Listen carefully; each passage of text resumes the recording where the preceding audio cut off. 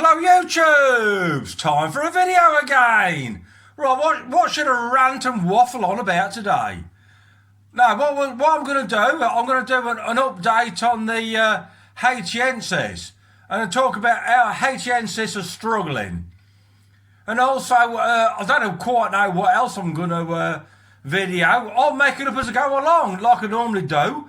I'll waffle and rant, and probably bore you to death. So if you stay with me till the end, you deserve a medal. So what we should do is let's get on it. Let's get on it. Get some waffling done.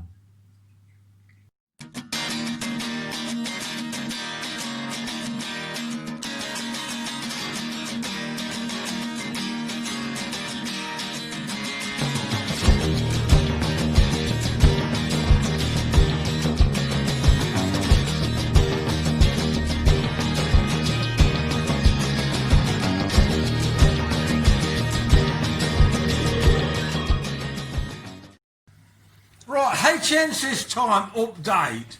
So this is Stan the man, Stan and Elder.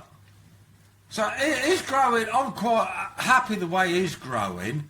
But let's pan across here to look at Hilda. Look at that. She's there in the cave trying to protect these fry. But the HAITIENSIS, look at her. Looks like she's getting very, very aggressive. Look at her. She's half the size of him. But I think she's boss. Anyway, what was I saying? Yeah. These don't lay nowhere near as many fry as the fish from Central America, like Nicaragua and Costa Rica and all them places, like your amps, all the amps and all the parachromas. Yeah, so I currently have 2 pair of HAITIENSIS. Look at them two going at it, lot. They love it, don't they? It's all part of the courtship. And this, I have 2 pairs at the moment. This tank is full of fry, but they're all everywhere. Look at them all. There's not that many, to be honest, but they're all spread out. So these don't breed like your mainland Central American cichlids, like dove eyes and red devils and that, when they lay, and jaguars, when they lay thousands and thousands and thousands of fry.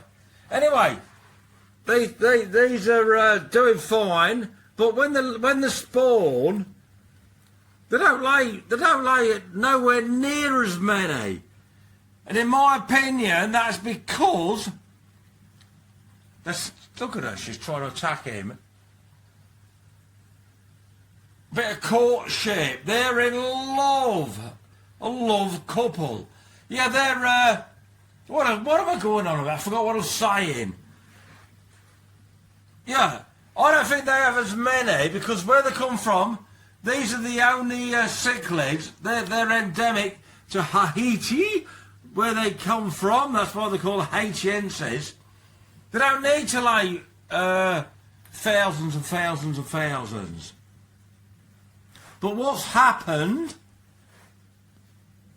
in their natural environment is invasive species. Invasive species.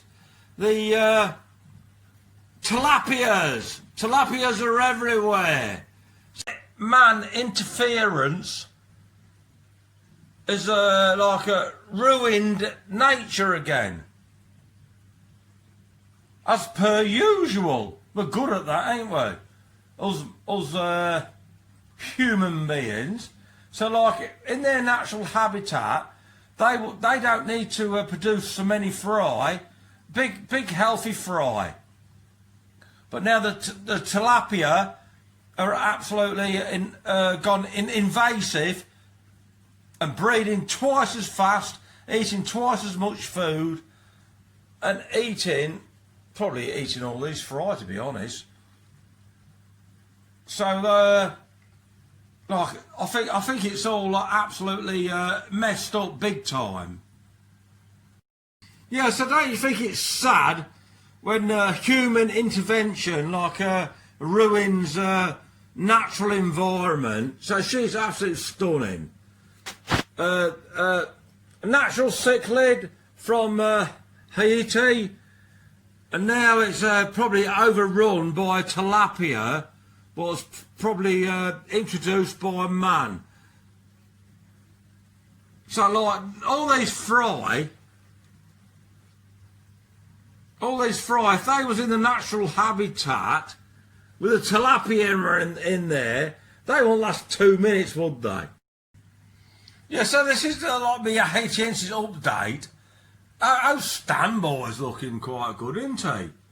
He's coming on, how big is he? Well, he's quite small. Look at her. Go on, give him some jip, gal. You get in there and sort your fella out. Look, she's half the size of him, but he knows his place. You keep it away from an irate woman, I'll tell you. Yeah, so he's about 9 to 10 inches now, but he's coming on gorgeously. Let's have a look at me other pair of HAITIENSIS. Right, I'm outside now looking at my second pair of HAITIENSIS, Jack and Vera, and look at them two going at it. Isn't it funny? They're similar behaviour to the ones I showed you earlier up in the house. So there's the same strategy in here. There's not many fry, but they seem to spread out a lot. So when you're the only cichlid on the island of Haiti, that would have been an okay strategy. Don't lay many fry, but the ones you do lay, make sure they're slightly bigger. That would have been ideal, but now it's the downfall. With the invasive species coming along, it's probably their downfall. When you got a tilapia breeding and laying thousands and thousands at a time, and being very hungry fish, growing really fast, eating loads, so these poor guys are struggling. Yeah, I did read an article, I can't remember where I read it, and I can't remember figures and dates, but when someone went on a collecting trip to catch HAITIENSIS, many years ago, they would go and collect, you know, a good quantity of fish they caught. So 90% of them would be HAITIENSIS, and then they return back to the same catch location many years later, and they didn't catch one. They caught plenty of tilapia, but not one black nasty HAITIENSIS. Look at them two. Courtship. Yeah, so you know, like the moral of the story: never release a fish, or any animal for that matter, into the wild where it shouldn't be, because like it doesn't take much to upset an ecosystem. Well, these poor HAITIENSIS have had their ecosystem messed up, and they're by man interfering. But it's sad. I find it quite sad, really. Well, that's what's happening all around the planet with different animals. So never release a fish into the wild. You don't know the consequences. Anyway, I've gone on a lot. I've gone on too much about these, haven't I? So look, let's move on and have another look at another tank. Right. So now we've moved over to the Beani tank, and my regulars will know I said I was struggling with this old boy because he's in the high traffic area in my. Well, in the house, like I'll say, like I'll say again, look. That's the kitchen door, pan across. This is the utility room.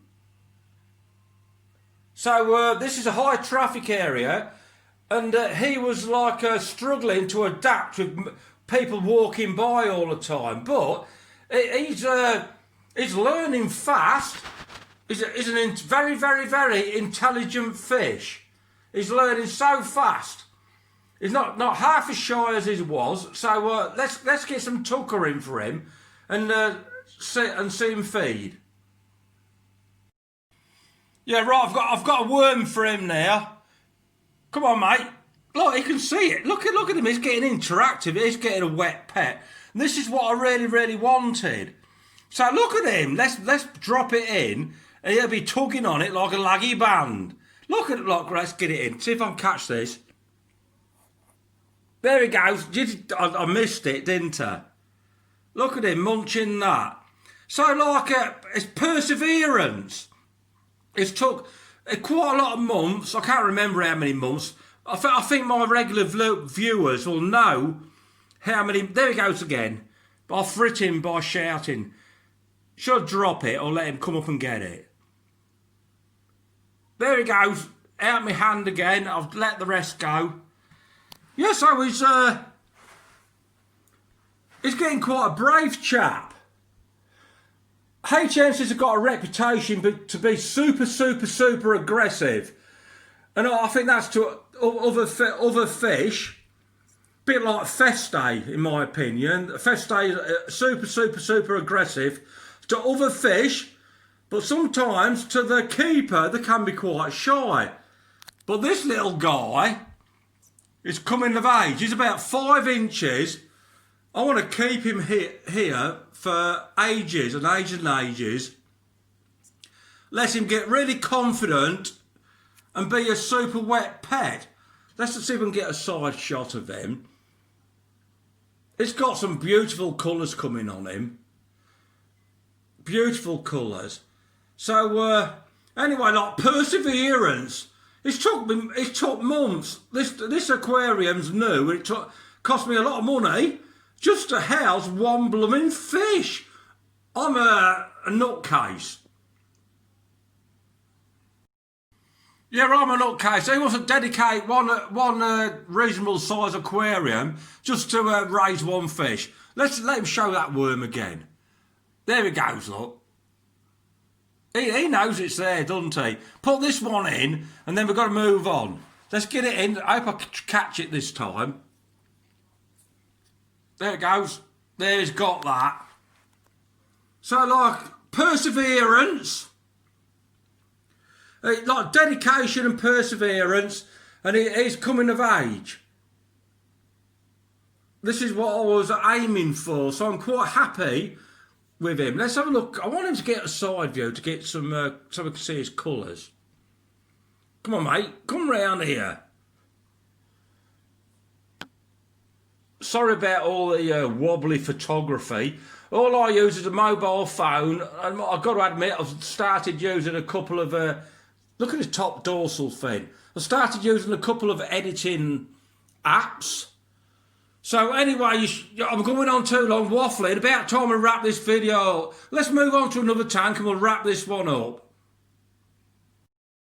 Yeah, right, time to wrap this one up now. I think I've waffled on too long, haven't I? So, you know, my regulars will know this is Botox and his girlfriend, the female Doveye. So this is a wild-caught red devil from Tangled Up in Cichlid. Well, what was Jeff Raps? What's moved on now? Anyway, let's get some pellets in here. Now, he's took the whole lot, he has it. He's a right greedy gults. Let's put some worms in the other side for her. Come on, gal. She missed that. She's got that, but I'm not very good at filming this, like. Anyway, so like what we're talking about, yeah, we've got to wrap this video up. My regulars will already know about these. This is a wild-caught red devil from Tangled Up in Cichlids, who I'll say Jeff Raps, but it's now changed hands. This is a female Doveye, what's homebred by myself. And sometimes they get it on together. And people always ask me to keep hybrids between them. But at this stage of my fish career, I don't think I'm going to be doing that. But maybe at another time. Yeah, so how many red devils have you seen? 14 inches plus.